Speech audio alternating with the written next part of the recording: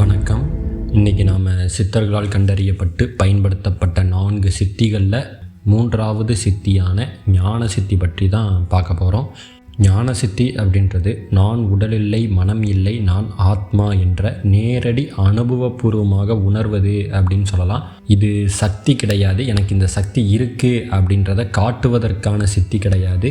அறியாமை என்ற திரையை விலக்கும் ஞானம் சம்பந்தப்பட்ட சித்தி அப்படின்னு சொல்லலாம். உண்மையை உணரும் நிலையை அடைவது அப்படின்னு சொல்லலாம்.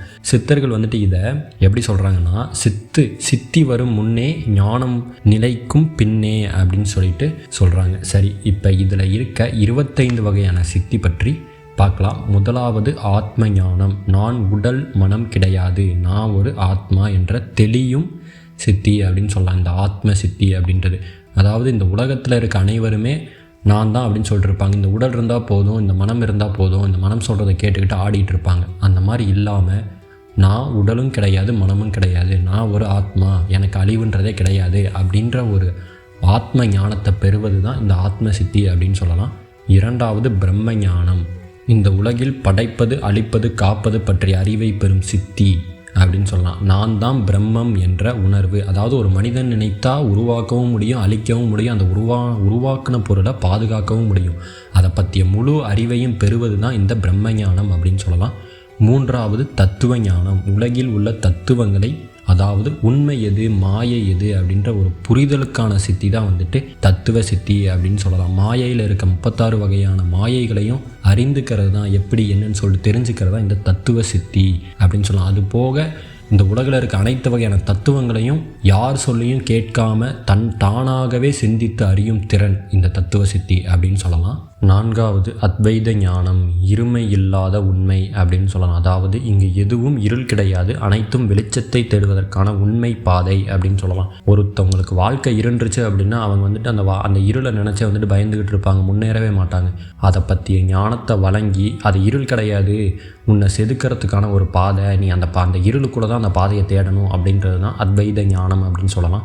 ஐந்தாவது திரிகுண ஞானம் அப்படின்னு சொல்லலாம். சாத்விக ராஜஸ் தாமஸ் பற்றிய இயக்கும் விதங்களை அறிதல் அப்படின்னு சொல்லலாம். மாயையில் உள்ள சாத்விக், ராஜசிக், தாமசிக் ஆகிய 3 குணங்கள் எப்படி இயங்குது, அதோட விதிகள் என்ன, அந்த விதிகளை இருந்து எப்படி நம்ம தப்பிக்கிறது அப்படின்ற ஒரு ஆத்ம அறிவை பெறுவது தான் இந்த திரிகுண ஞானம் அப்படின்னு சொல்லலாம். ஆறாவது கர்ம ஞானம். கர்மா எப்படி உருவாகுது, அதை எப்படி தைரியமாக ஹேண்டில் பண்ணணும் அப்படின்ற ஒரு ஞானம் கிடைப்பது தான் கர்ம ஞானம். இது இந்த கர்மா எப்படி செயல்படுது, இந்த கர்மா பற்றிய முழு விளக்கங்களையும் தானாகவே அறிந்து கொள்வது தான் கர்ம ஞானம் அப்படின்னு சொல்லலாம்.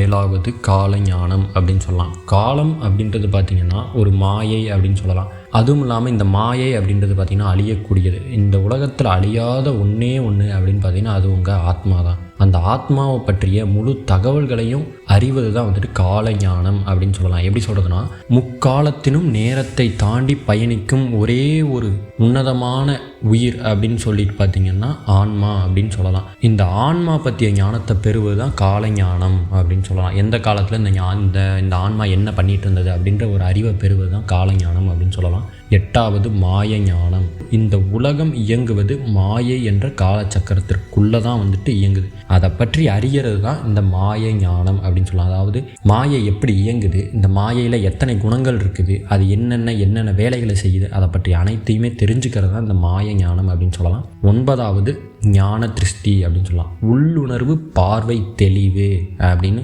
தெளிவாக சொல்லலாம். இந்த ஞான திருஷ்டி அப்படின்றது அதாவது உங்கள் உள்ளுணர்வு மூலமாக நீ என்ன பண்ணணும், நீ என்ன பண்ணக்கூடாது, எது உனக்கு நல்லது, எது கெட்டது அப்படின்ற அனைத்தையுமே உனக்கு கொடுக்கறது இந்த ஞான திருஷ்டி அப்படின்னு சொல்லலாம். உண்மையான உள்ளுணர்வு, தெளிவு அப்படின்னு சொல்லலாம். 10வது சாட்சி பாவம். அனைத்து நிகழ்வுகளையும் பார்க்கும் ஒரு சாட்சி நிலை. அதாவது தர்மம் எது, அதர்மம் எது என்று தெளிந்து செயல்பட்டு அதோட அந்த தர்மத்தின் வழியிலேயே உண்மையாக இருக்கிறது தான் இந்த சாட்சி பாவம் அப்படின்னு சொல்லிட்டு சொல்லலாம். 11வது வைராக்கியம்.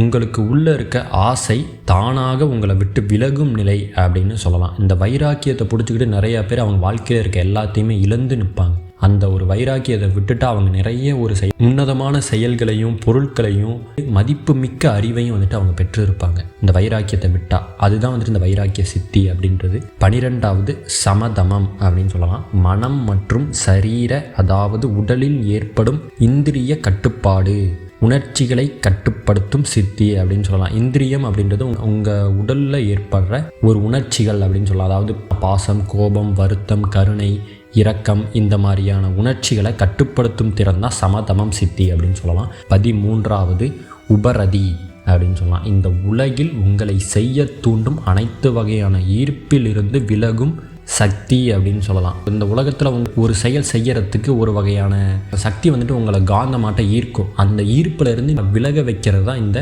உபரத சித்தி அப்படின்னு சொல்லலாம். 14வது திதிசை அப்படின்னு சொல்லலாம். உங்கள் வாழ்வில் ஏற்படும் இன்ப துன்ப நிகழ்வுகளை சமன்படுத்தும் சித்தி அப்படின்னு சொல்லலாம். இன்ப துன்பம் ஒரு மனிதனுக்கு சமன்படுத்தி அவன் ஆராய்ந்து தெளிந்து நடக்க கண்டுபிடிச்சிட்டான்னாலே அவனுக்கு அனைத்துமே இந்த உலகில் கிடைக்க ஆரம்பிச்சிடும். அதுதான் வந்துட்டு இந்த திதிசை சித்தி அப்படின்றது கொடுக்குது. 15வது சிரத்த சித்தி அப்படின்னு சொல்லலாம். நீங்கள் சத்தியத்தில் இருந்து எந்த சூழ்நிலையிலும் விலகாத நிலை, அதுதான் வந்துட்டு இந்த சிரத்த சித்தி அப்படின்றது. 16வது சமாதானம் அப்படின்னு சொல்லலாம். மனதில் ஏற்படும் பல சிந்தனைகளை அழித்து ஒருமுக சிந்தனையின் வழியில் சென்று ஒருமுகமாக சிந்தித்து செயல்பட்டு தெளிவடைவது, அது வந்துட்டு இந்த சமாதான சித்தி தான் வந்து கொடுக்குது. 17வது நிதித்தியாசனம் அப்படின்னு சொல்லலாம். இந்த மாய உலகில் மாட்டாமல் தொடர்ந்து ஆத்ம தியானத்தில் பயணிக்கும் நிலை அப்படின்னு சொல்லலாம். ஒரு மனுஷன் ஆத்ம தியானத்தில் இருந்து விலகாம அந்த ஆத்ம பயணியாவே போய்கிட்டு இருக்கிறது, அவனோட வாழ்க்கையில் ஆத்ம பயணியாவே எந்த ஒரு இடத்துலையும் விலகாம போய்கிட்டு இருக்கிறது தான் அந்த நிதித்தியாசனம் சித்தி அப்படின்றது.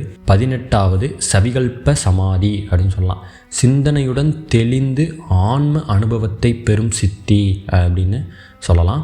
19வது நிர்விகல்ப சமாதி. சிந்தனையே இல்லாமல் நீண்ட நேர தியானம் செய்கிறது தான் வந்துட்டு நிர்விகல்ப சமாதி அப்படின்னு சொல்லலாம். சிந்தனை இல்லாமல் ஒன்றிணைவது, பிரபஞ்சத்துடன் ஒன்றிணைவது, ஜீவனும் சிவனும் ஒன்றாக இணைவது அப்படின்னு சொல்லலாம் இந்த நிர்விகல்ப சமாதி சித்தி மூலமாக.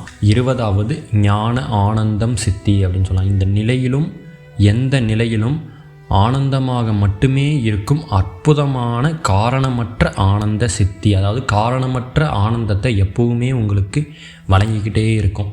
இன்பமும் இருக்காது, துன்பமும் இருக்காது, ஒரே ஆனந்தம் மட்டும்தான் வந்துட்டு இருக்கும் எப்பவுமே, எந்த ஒரு சூழ்நிலையிலையும் சரி. அதுதான் வந்துட்டு இந்த ஞான ஆனந்தம் சித்தி அப்படின்றது. 21வது ஜீவன் முக்தி. அழியும் சரீரத்தை கொண்டு அழியாத ஆன்மாவிற்கு முக்தியை அளிக்கும் சித்தி, அதாவது உயிருடன் விடுதலை அப்படின்னு சொல்லலாம். இந்த உடலுக்கு உயிரோடு இருக்கிறப்பயே விடுதலையை கொடுக்கறது இந்த ஜீவன் முக்தி அப்படின்ற சித்தி தான். 22வது விதேக முக்தி. இந்த உடலை விட்டு முழு விடுதலை அப்படின்னு சொல்லலாம். இந்த விதேக முக்தி கிடச்சிருச்சு அப்படின்னா இந்த உடலை விட்டு முழுமையாக நீங்கள் வந்துட்டு முக்தின்றதை ஆன்மாவுக்கு கொடுத்து இந்த உடலை விட்டு பிரிஞ்சு இந்த உலகத்தை விட்டும் பிரிஞ்சு சிவனோட ஒன்றாக இணைந்துருவீங்க. அதுதான் விதேக முக்தி அப்படின்றது. 23வது சம்துஷ்டி அப்படின்னு சொல்லலாம். இங்கே உள்ள அனைத்து உயிரும் ஒன்றே, எல்லா உயிரிலையும் ஒரே விஷயம்தான் இருக்குது, வேறு வேறு உயிர் கிடையாது, எல்லாமே ஒரே ஒரு உயிர் தான் அப்படின்றத தெரிஞ்சுக்கிறது தான் சம்ருத திருஷ்டி அப்படின்னு சொல்லலாம். 24வது அகம் பிரம்மாஸ்மி அப்படின்ற சித்தி.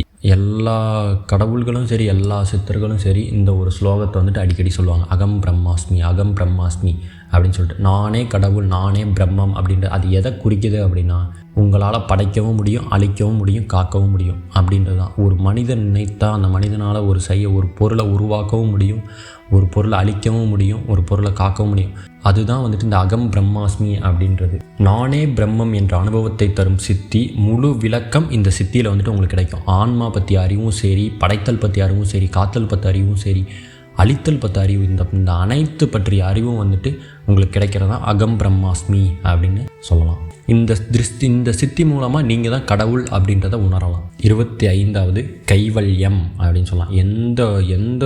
எந்த ஒரு உயிராக இருந்தாலும் சரி, பொருளாக இருந்தாலும் சரி, அந்த உயிரோடும் சரி பொருளோடும் சரி பந்தமற்ற நிலையில் இருக்கிறது சொல்லலாம். இந்த கைவல்யம்ன்ற சித்தி உங்களை வசப்பட்டுருச்சு அப்படின்னா பந்தங்கள் அற்றுப்போய் ஒரு ஆனந்த நிலையில் ஆன்ம பயணத்தில் வந்துட்டு இருப்பீங்க. அதுதான் வந்துட்டு இந்த கைவல்ய சித்தி அப்படின்னு சொல்லலாம். இதுதாங்க சொல்லப்போனால் ஞான சித்தியில் இருக்க 25 வகையான சித்திகள் அப்படின்னு சொல்லலாம். சரி, இந்த ஞான சித்தியில் முக்கியமான தன்மைகள் அப்படின்னு சொல்லிட்டு உங்களுக்கு ஷார்ட்டாக இப்போ சொல்கிறேன். இந்த ஞான சித்தி அப்படின்றது இது சக்தி பற்றியது கிடையாது, இது சக்தியே கிடையாது, ஒரு அறிவு சார்ந்த ஒரு சித்தி அப்படின்னு சொல்லலாம். அகங்காரம் கிடையாது, எதுக்கும் பயம் கிடையாது, எதன் மேலையும் ஆசையும் கிடையாது, கவலை கிடையாது. ஏன் இந்த பிறவி எடுத்தோம், போன பிறவி, அடுத்த பிறவி, இதையெல்லாம் ஏன் அப்படின்னு சொல்லிட்டு அதை பற்றி அனைத்தும் தெரிந்து தெளிந்து ஒரு பயம், இந்த பிறவி பற்றியும் சரி, போன பிறவி பற்றியும் சரி, அடுத்த பிறவி பற்றியும் சரி, இதை பற்றிய எந்த ஒரு பயமும் இல்லாமல் இருக்கிறதுக்கான ஒரு சித்தி தான் இந்த ஞான சித்தி அப்படின்றது. இந்த 25 வகையான சித்திகளும் இதை சம்மந்தப்பட்டு தான் வந்துட்டு உங்களுக்கு இருக்கும். இந்த ஞான சித்தி அப்படின்றது ஒரு மனிதனுக்கு, ஒரு சக மனிதனுக்கு எப்படி கிடைக்குது அப்படின்னு பார்த்தீங்கன்னா ஒரு 5 முறைகள் மூலமாக வந்துட்டு கிடைக்கிது. அது என்னென்ன அப்படின்னா ரவணம், மனனம், நிதித்தியாசனம், குரு அருள், அகங்கார தியாகம் அப்படின்னு சொல்லலாம். இதில் முதல்ல இருக்கிற ரவணம் அப்படின்றது சத்தியத்தை கேட்டல், அதாவது உண்மையை கேட்டு ஆராய்ந்து தெளிந்து சத்தியத்தின் பாதையில் நடப்பதன் மூலமாக கிடைக்கிறது தான் இந்த 25 வகையான சித்திகள் அப்படின்னு இந்த வழியிலே வந்துட்டு கிடைக்கும். இரண்டாவது மனனம்ன்ற வழி பார்த்திங்கன்னா ஆழமாக தியானத்தில் சிந்தித்து சரியான வழியில் அறிவை பெற்று அதன் வழியில் செல்வது மூலமாக கிடைக்கிறது அப்படின்னு சொல்லலாம். நிதித்தியாசனம், தியானம் செய்து நீதிபதி மாதிரி உங்கள் வாழ்க்கையில் செயல்பட்டு இதுதான் சரி, இதுதான் தவறு அப்படின்னு சொல்லிட்டு கரெக்டாக ஜட்ஜ் பண்ணி நீங்கள் போகிறது தான் நிதித்தியாசனம். அது மூலமாகவும் உங்களுக்கு கிடைக்கும். குரு அருள், ஒரு நல்ல குருக்களின் வழிகளை பின்பற்றி அவரின் அறிவை மதித்து மதியை பெறுவதன் மூலமாக இந்த 25 வகையான சித்திகள் வந்துட்டு உங்களுக்கு கிடைக்கும். எனக்கு குரு இல்லை, நீங்களும் சொல்கிறீங்க குரு இல்லை அப்படின்னு சொல்லிட்டு பார்த்தீங்கன்னா யாருக்குமே குருன்றவங்க கிடையாது. குருன்ற ஒரு புரிதல் எப்படின்னு பார்த்தீங்கன்னா உங்களுக்கு ஒரு செயலையும் ஒரு உன்னதமான அறிவையும் வழங்குகின்றவங்க தான் வந்துட்டு குரு அப்படின்றது. நீங்கள் வாழ்கிறப்ப உங்களுக்கு பல வகையான குருக்கள் வந்துட்டு எப்படி வாழணும் அப்படின்னு கற்று தந்திருப்பாங்க, அவங்களும் ஒரு குரு தான். இப்படி வாழக்கூடாது அப்படின்னு ஒருத்தங்க கற்று தந்திருப்பாங்க, அவங்களும் ஒரு குரு தான்.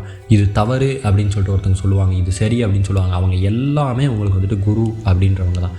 இந்த செயலை கற்றுக்க அப்படின்னு சொல்கிறவங்களும் குரு தான். இந்த செயல் உனக்கு தேவையில்லை அப்படின்றதும் குரு தான். ஏன் நல்லது எது கெட்டது எதுன்னு உங்களுக்கு கற்றுக் கொடுக்குற நண்பன் கூட உங்களுக்கு ஒரு வகையில் குருவாக தான் வந்துட்டு இருக்கிறான். அதனால் குரு அப்படின்றது நீங்கள் தேட வேணாம். இந்த உலகத்தில் உங்களுக்கு அனைத்து விஷயங்களையும் கற்பிப்பவர்களே குரு ஆகிறார்கள் அப்படின்னு சொல்லலாம். அகங்கார தியாகம் அப்படின்றது, அகங்காரம் அப்படின்ற ஈகோவை முற்றிலுமாக விட்டுட்டா அனைத்துமே வந்துட்டு உங்களுக்கு இந்த 25 சித்திகள் அனைத்துமே வந்துட்டு கிடைக்கிறதுக்கான வாய்ப்புகள் அதிகமாக ஏற்படும். ஏன்னா அகங்காரம் இருந்துச்சு அப்படின்னா ஒரு மனிதனால் உயரவும் முடியாது, எதுவுமே பண்ண முடியாது. அதனால் அந்த அகங்காரத்தை விட்டு ஒழித்து விட்டால் அனைத்துமே வந்துட்டு கிடைக்க ஆரம்பிச்சிடும். அதுதான் அந்த அகங்கார தியாகம் மூலமாக உங்களுக்கு சித்திகள் கிடைக்கும் அப்படின்னு சொல்லிட்டு சித்தர்கள் எல்லாருமே சொல்லியிருக்காங்க. நம்ம புவியில் வாழ்ந்த இந்து மதத்துலேயும் சரி, கிறிஸ்டின் மதத்துலேயும் சரி, முஸ்லீம் மதத்துலேயும் சரி, எல்லாருமே சித்தர்கள் தான். இவர்கள் கடவுள்கள் அப்படின்னு சொல்லிட்டு ஒவ்வொருத்தவங்களால் போற்றப்பட்டு வர காரணங்கள் அவங்க செய்த செயல்கள், அவங்க பெற்ற சித்திகள் மூலமாக மட்டுமே. நீங்கள் டீப்பாக அவங்களாம் அனலைஸ் பண்ணி பார்த்தீங்கன்னா எல்லாருமே சித்தர்கள் தான். நபிகளும் ஒரு சித்தர் தான், கிறிஸ்டினில் இருக்க இயேசுவும் ஒரு சித்தர் தான், இந்துவில் இருக்கிற 18 வகையான சித்தர்கள் தெரிந்து 18 வகை தெரியாமல் எத்தனையோ பேர் இருக்கிறாங்க. அவங்க தான் வந்துட்டு சித்தர்கள். எல்லாருமே சித்தர்கள் தான். ஏன் விஷ்ணுவும் ஒரு சித்தன் தான், சிவனும் ஒரு சித்தன் தான், பிரம்மாவும் ஒரு சித்தன் தான். இந்த மாதிரி எல்லாருமே சித்தர்கள் தான். அவங்க பெற்ற சித்திகளின் வகைகள்லேயே அவங்க வந்துட்டு மாறுபட்டு கடவுள்களாக போற்றப்பட்டு வருகிறார்கள். அவர்கள் செஞ்ச போதனைகளே அதனால தான் நம்மெல்லாம் ஒழுங்காக இப்போ கேட்டு பின்பற்றிட்டு, ஒரு சில பேர் பின்பற்றிட்டு வரோம், ஒரு சில பேர் பின்பற்றுறதில்லை. இந்த புரிதல் உங்களுக்கு ஏற்பட்டுருச்சு அப்படின்னாலே போதும். 5 வழிகள் மூலமாக தான் இங்கே உள்ள அனைத்து சக மனிதர்களுக்கும் அனைத்து வகையான சித்திகளும் வந்துட்டு கிடைக்கிது. இதுதான் ஞான சித்தி அப்படின்றது. தெளிவாக உங்களுக்கு சொன்னால் ஞான சித்தி அப்படின்றது சக்தியே கிடையாது, அது ஒரு அறிவு சம்மந்தப்பட்ட சித்தி அப்படின்னு சொல்லலாம். இந்த சித்தி மூலமாக உங்களுக்கு அறிவு மட்டும்தான் வந்துட்டு கிடைக்கும், பவர்லாம் கிடைக்காது. ஓகேங்களா? இப்போ அடுத்தது அவ்வளோதாங்க. இப்போ அடுத்த வீடியோவில் உங்களுக்கு அடுத்த சித்தி, கடைசி சித்திகளில் இருக்க 4வது சர்வ சித்தி பற்றி சொல்கிறேன்.